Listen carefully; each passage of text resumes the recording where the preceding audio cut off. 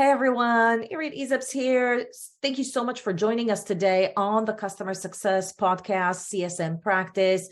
As usual, we bring you the best practices, the most innovative ideas in customer success into this session. And today, I wanted to double down on Tech Touch, or what we call a digital experience.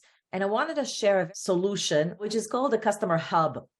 And in this session, I brought Shachar Avrahami from EverAfter to really shed some light on how different customer success teams are using a customer hub, not just for their small customer cohort, but also for their white glove, and what it does for customer bandwidth, the customer experience, promoting accountability with customers. The reason I'm so excited to share this with you is because I am using a customer hub for my clients in the past year, and it has been a tremendous game changer for how I work with clients and our ability to create cadence and accelerate results.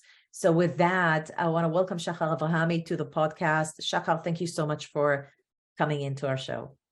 Hey, everyone. Thank you. It's amazing to be here. Yeah, I'm looking forward for this discussion. I know it's a topic that companies always interested in, so I think that it could be valuable to many companies. I am using your customer hub, EverAfter hub, for my customers, and I have a handful of them. They're all extremely high touch, but I leverage that for sharing all the resources that I want them to read, review, download, any next steps that they own after a coaching session. What are the milestones? Let's say we have an on-site workshop. What are the milestones of things to do before, during, and after a workshop? So all of these things, I think that they generate a better customer experience because everything is in one place.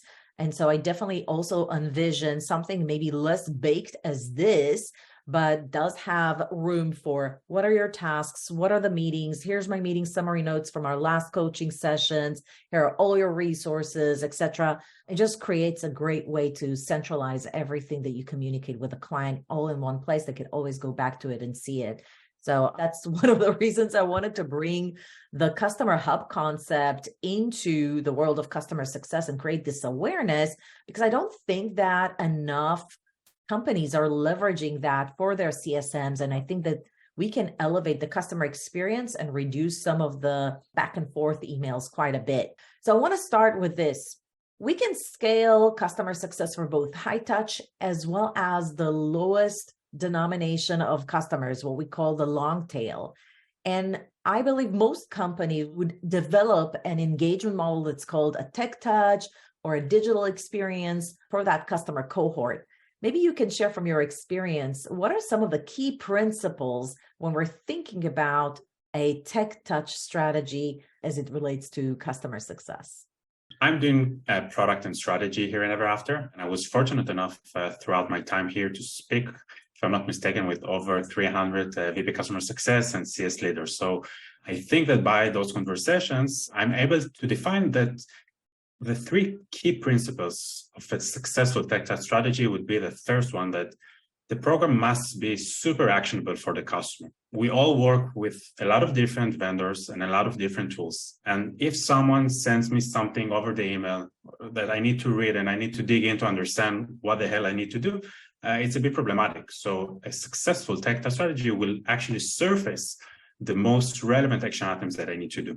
If we're talking about relevance, so the program must be super personalized to who I am, which segment I am, which stage I am, and what goals and challenges I'm trying to solve with the product that is leading the tech touch strategy with me. The first two are more on the customer end, but very, very important aspect is from the company perspective, and the program should be as automated as possible. Usually, tech touch should help us scale, should help us be more efficient. So we need to make it as automated as possible, as streamlined as possible, and self-service as possible, both to the CS department and also to the customer. Okay, so we talked about the three principles. Can you show me what kind of channels or methods or tools can a customer success team use in order to enable a tech touch motion for their clients? There are actually plenty of different channels that you can utilize, from your support bot that can help and try to give the customer the right knowledge-based article. Emails, for sure, it's something that many companies use in order to help the customer being informed on the next item. It could be in-app tours, customer hubs. You can run office hours for a group of customers. You can run a community. Obviously, Help Center and webinars are really, really efficient ways as well to scale your digital touch. So if I take all these principles and all these types of channels, what would an example of tech touch motion look like? I look at a successful tech touch program as a very, very sophisticated and advanced decision tree. And it is a decision tree because it should take into consideration the stage, what was done and what hasn't been done, things about segmentations. At every step, we need to make a decision. What is the content that we would like to share with the customer? What is the action item that we would like to share with the customer? So in this example, you can see how an onboarding process could be streamlined as a tech touch program. So you can see here that, first of all, we identify that the stage of the customer is onboarding. And then the first step that we need to do is to ask the customer goals, because based on the customer goals, we will send follow-up resources and case studies and all of that. If the customers share the goals with us, we are moving to the second step. If not, we need to find some kind of way to remind them or to notify them that it is still an open item. And then let's say that the second step is a lot of things about configuration. And it could be that we sell 3 different products. So based on the different product that the customer purchased, we need, basically, this is another decision that we need to make, which set of action items are relevant to the product that the customer purchased. So in this example, you can see here that I distribute the decision tree into 3 different product implementations. And based on that, I send basically a list of action items. This is great. And I totally see how a company can now really think through their tech touch motion a little bit more holistically. Why do you think so many companies are not investing in tech touch as much as they maybe should be? What is kind of like the thought process around, should I even do tech touch, yes or no? I have to say that there is a misconception about who should prioritize tech touch. When you hear tech touch, people think that only if I have a super, super easy product and only if I have a high amount of scale customer or low ARR customer, this is where I should prioritize tech touch. And then if, for example, for the high ARR and for the more complicated product, people think that they should prioritize. And I really think that that's wrong, because tech touch is a program that any customer and from any segment could benefit to some extent. We need to take into consideration what exactly are we sharing with them. But if you use it properly, and if you share all of the resources in a very actionable, personalized, and automated way, so the reality is that all companies throughout the lifecycle stages, throughout the customer segment and size, and throughout all of the product offerings they have, could actually and should actually prioritize tech touch program. Interesting. So you're basically what you're saying, there's certain channels and certain principles that would apply to everybody. And maybe what we're trying to encourage here is a little bit of a difference in mindset, so that instead of thinking, all right, I don't really need to double down on automation until I have the funds to deal with my lowest denominating customers, like my smallest customer size, but actually you could start making these investments early on so that you can scale the team, potentially increase the customer CSM to customer ratio, or just really deal with bandwidth. I think that's the number one problem that I'm hearing right now, is that CSMs are just burnt out sometimes because there's just too much manual work. One of the things that you write on your channels is a customer hub. I got to tell you, I've seen companies double down on webinars, support bots, emails, obviously email automation, email campaigns, maybe even in-app tours. But I don't see a lot of companies doubling down on customer hubs, maybe a community portal, but not a customer hub. So what I'd like to do is, since you're such an expert on customer hubs, maybe you can share a little bit about what is a customer hub and how do customer success teams leverage that to scale and to maybe even increase customer experience. First of all, as a consumer, we all expect to have a very seamless experience when we onboard new tools. We have our phone, we do anything with it. So we don't expect that, for example, you just sign up to Uber, that you will need to have a kickoff meeting in order to be able to continue the journey for you. So obviously, when we're talking about the B2B SaaS, it's a different story. But even a super high enterprise customer could benefit from a self-service portions in their process. And I think that Customer Hub could be a really, really efficient way to give your customer the white glove treatment in an automated way to some extent, giving you the ability to eliminate some of the manual touches and the manual work in the process. Can you share some examples of like what those are? And honestly, like Shachar, do you use the Customer Hub for your customers? And can you maybe share some examples of how your company is leveraging a Customer Hub for your onboarding or whatever phases in the customer journey? With EverAfter, we use Customer Hubs for everything. We use Customer Hubs for our onboarding, for our ongoing, for our QBRs. And this is what our customers are using with us. Throughout the customer lifecycle, you can find a lot of opportunities where a Customer Hub could actually empower the customer, save time to the CSM, and make the customer more engaged and more successful eventually. So I'm going to share an example of how a Customer Hub could look like. I'm at a company, I called it Funnel Pro. Imagine that this is a marketing automation company, and now I'm a new customer of this company. So let's see how this experience could look like from the customer end. So imagine that I'm Dropbox and I'm Funnel Pro's US customer. I get access to this branded hub. First thing that I see is a very welcoming message that explains what I'm going to find in this hub.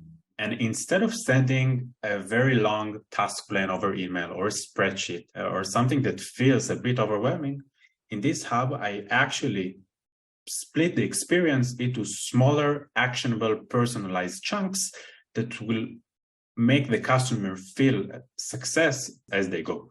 So you can see here and imagine the Customer Hub is a white label solution. It could be embedded within your portal. It could be shared through a customer SSO, but your customer, it's a seamless experience for them. And as you can see here, I chose to start with few milestones. So my onboarding process with Funnel Pro will include 4 different milestones: kickoff, configurations, build, and launch. As you can see here, I only have 4 tasks for the first step. I have an automated personalized message from my customer success manager or from my virtual customer success manager that explains what's going to happen in this section. And then for me as a customer, those 4 task plan, they're very easy to start. So the first one, for example, would be add your main goals with Funnel Pro. So I can update. I want to increase, for example, increase in revenue. By the way, a successful Customer Hub would actually take this information and populate your CRM as the customer updated. So you can use it for your reportings and for your segmentation. You can ask your customer, for example, when do they expect to go live? You can ask your customer to book a kickoff session with you, and you can embed your Chili Piper or Calendly directly from here. Whoa. And you can also ask your customer to verify some of the things from the opportunity level in your CRM. So for this example, I'm being asked to verify, are you still only interested in the lead gen product, or are you interested in more of our offerings? Mm-hmm. After I completed the first step, so there are a lot of gamification elements through here. It's time, and once I'm done with step 1, I will move forward to the second step. Okay, so first of all, the graphics is really stunning. And I think there's something to be said about the gamification, so that just to encourage people to continue to the next step. Okay, so there's onboarding milestones, there's step-by-step, like you can collect all the information you need from a customer, including goals, other products they might be interested in, right at the onset of a relationship. What other things can customer success managers leverage by having a Customer Hub? And by the way, is this for just the high-touch customers, or is this something you would just enable for the long tail, the small customers? I think that every customer, both high touch, low touch, enterprise, SMB, could benefit from this experience. In a Customer Hub, you can define what would be this experience to each of your segments. So in this example, this is a very much a low touch experience, because me as a customer, I'm able to progress in my own pace. And as I move forward with the experience, I have more instructions. So it feels very much personalized, but on the back end, all of the things is a decision tree that we made automated. So for example, in the second step, you can see here that the message from my CSM is now a bit different. And as we go, you can ask your customer to attach file. You can enrich the customer with more tips and tricks and contact information and files and a lot of information that can be automated based on the customer segment, priorities, vertical, and whatever. So when the customer logs into the resources area, they for sure will find the content that will be relevant for them. Remember, it should be actionable, personalized, and automated. And this is one of the ways that you could actually do it. A lot of gamification and a lot of making sure that us and the customer are on the same page, making the customer more accountable to their own success with reminders and due dates and a lot of things that could actually help you if the customer didn't log in. So it could help you bring them back here. Well, this feels a lot like something that I would develop mainly for my smaller customer base. So if right now I have someone always reaching out and kind of sharing all this information via email, or just have email campaigns, this is such a better experience. Are there any other use cases that we haven't talked about that you've seen clients leverage Customer Hub for? I really like that you said that, because a Customer Hub can definitely help you with your super, super high touch accounts. Meetings with them, you need them to share agenda. You want them to verify that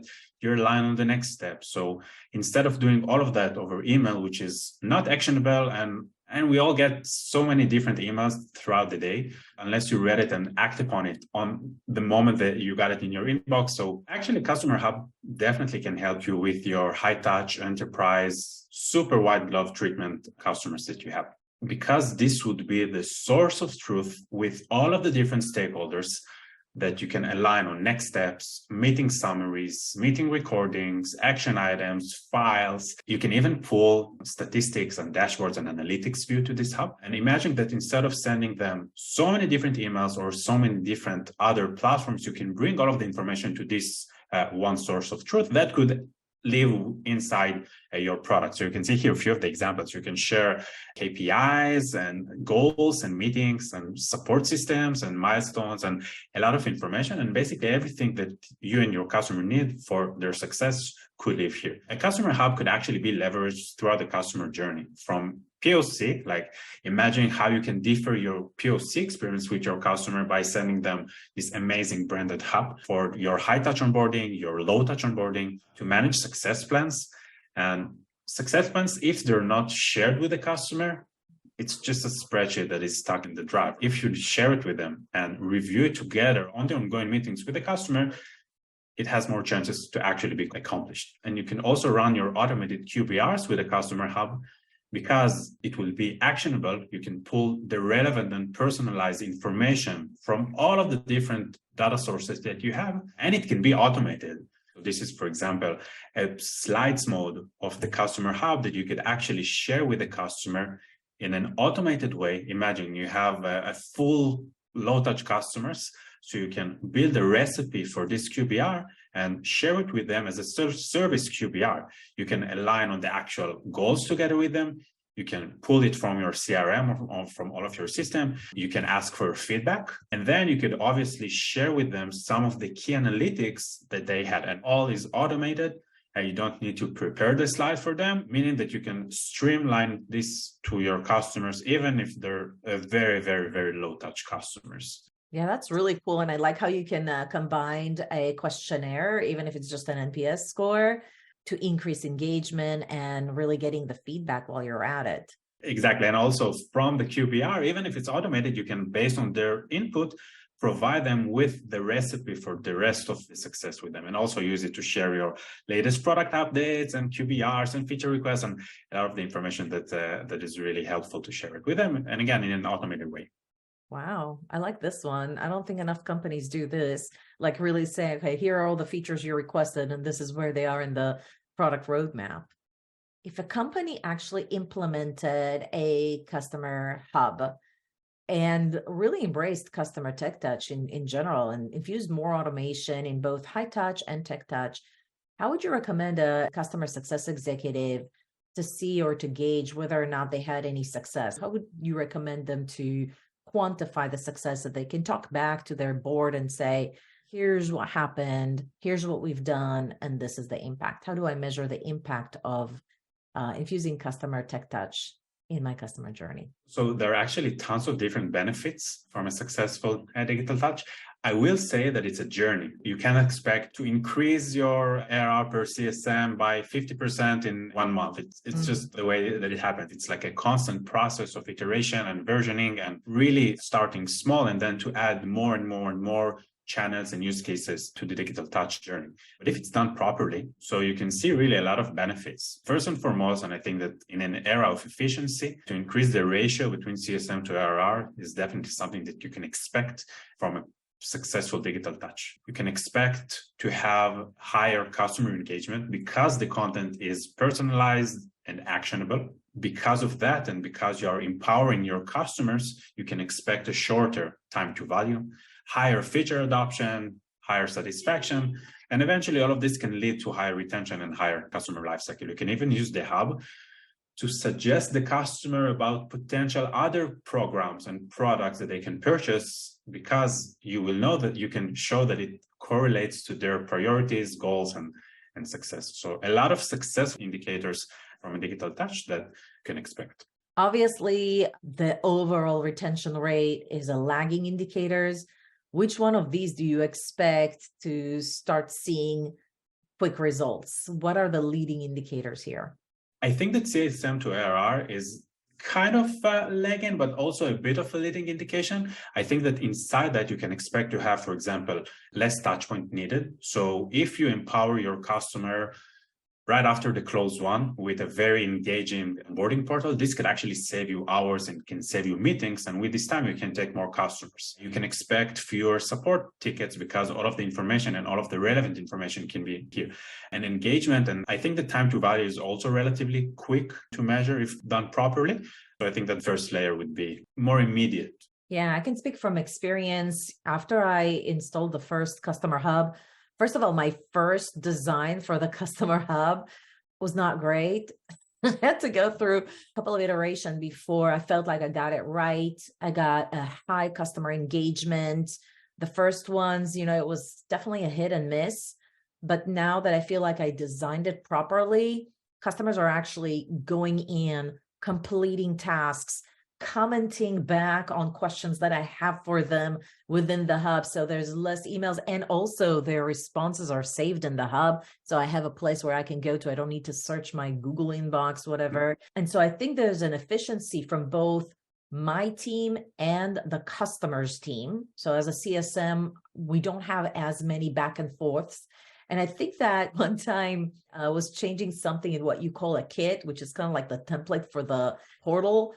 And a whole to-do list disappeared from the customers, and they were screaming, "Where's my to-do list?" Like, they actually like to have a project plan that's very clear that they could check off, and all the links to those files are very important for them. And so I think that if I kept doing things on Zoom, send them the recording to the Zoom, attach documents in an email, and not have everything in one place, it wouldn't be as efficient and productive for the client himself.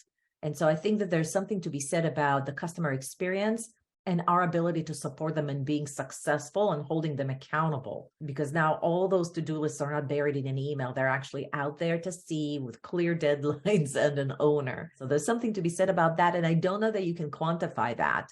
Those are kind of the qualitative experiences where you hold customers accountable for their success and giving them a better experience that are hard to measure, but I think you can expect by having a customer hub used.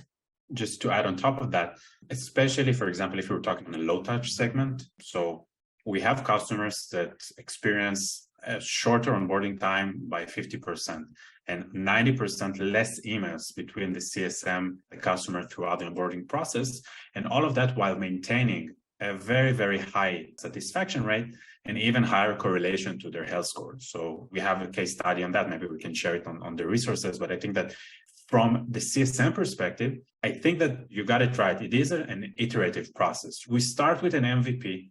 We choose like a focus group that we know that will give us right feedback on that. And then based on the feedback, we iterate.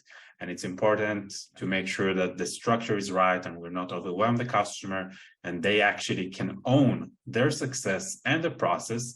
And when we see the success, and obviously we measure the engagement and the events and who logs in and how many tasks are completed. So once we have a really, really successful use case, then you can add more customers and more segments and more areas to this process. And I think that it's critical to say, can be done in a no-code platform. We can't have R&D or product team to actually own the customer hub because they have their own priorities and they have their own product.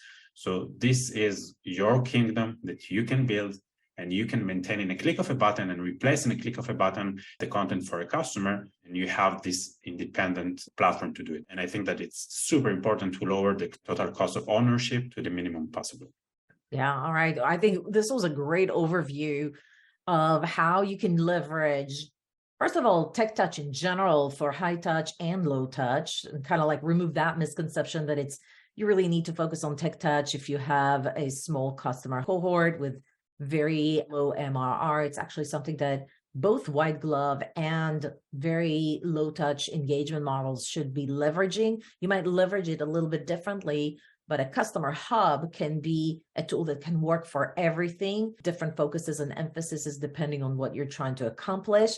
My hope is that our job as a thought leader in the space for this podcast specifically is to bring about, kind of uncover any kind of blind spots that executives might have as they're making decisions around what they should be using as part of their tech stack. I think a customer hub is definitely something that everybody should consider. Hopefully this podcast episode was helpful in sort of like unveiling what kind of things can you optimize and scale with this kind of solution, and check out to see if this is something that would work for you and your team, and what kind of benefits do you see for that for yourselves. So guys, if you like this video and you want to talk more about tech touch, best practices, or learn more about customer hubs, feel free to reach out to Shachar.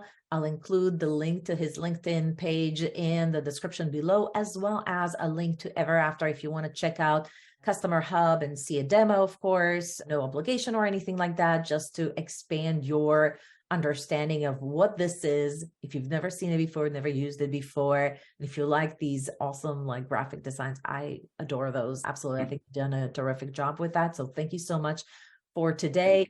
Be sure to subscribe to our channel and give this video a like if you learned something new. Comment below if you have more questions. I'll forward them to Shachar to comment as well. And with that, big love from me. Hope you enjoy your day today, and I'll see you at the next video.